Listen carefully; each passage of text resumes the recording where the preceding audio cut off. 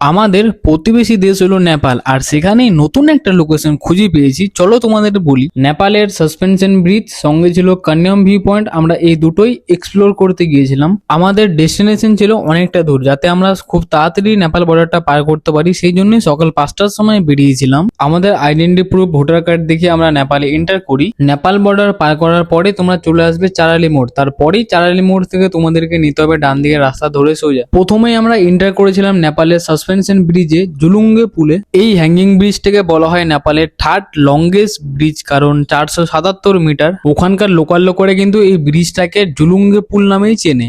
ये पुल হ্যাঁ হ্যাঁ, इसका नाम क्या है? झोलुंगे पुल। জুলুং পুল। हाँ झोलुंगे पुल।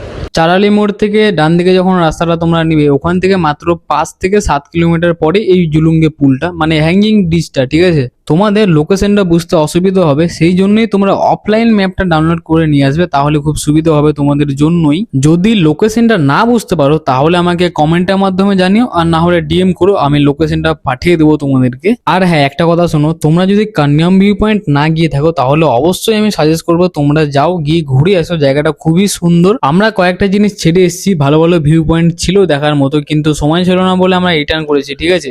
নেপালের কান্যাম ভিউ পয়েন্টে পৌঁছানোর আগে তোমাদের প্রথমেই পড়বে পাথিভাড়া টেম্পল, যেখানে 1200 থেকে 1400 সিঁড়ি ওঠার পরেই মন্দিরের দর্শন হয়। ওখানকার লোকেদের থেকেই শুনেছি আর কি। আমরা এই মন্দির দর্শন করার জন্য আবারও এই ট্রিপটা করব। ততক্ষণের জন্য টাটা, নতুন একটা লোকেশনে খোঁজ করি। Bye bye, thank you.